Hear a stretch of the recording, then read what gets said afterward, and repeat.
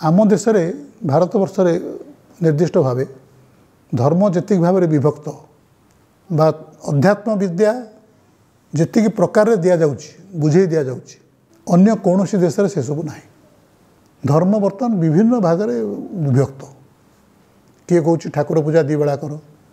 किए कौच हनुमान को पूजा कर किए कौच महादेव को पूजा कर किए कौच महादेव दर्शन कर किए कौच लक्ष्मी मंदिर दिल्ली जाओ किए कौच ना बाहर जावा दरकार नहीं भितर भगवान अछंती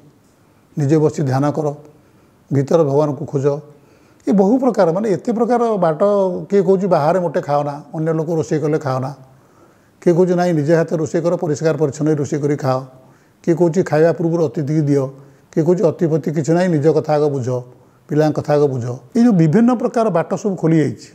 युधिष्ठिर कहते जे यार किसी सीमा ना गोटे जिनस करहब जे जन को सिद्ध पुरुष बा गुरु भाव में मानिया पड़ो जन को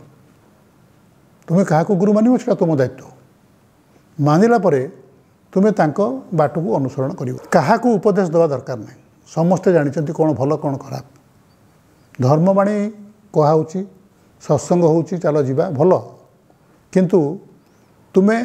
बारंबार जमती बारंबार डाक्तर परिवर्तन कले रोगी मरे सेमती बारंबार जो तुम धर्म परिवर्तन कर धर्म उपदेश लंघन कर गोटुक आउटक जीव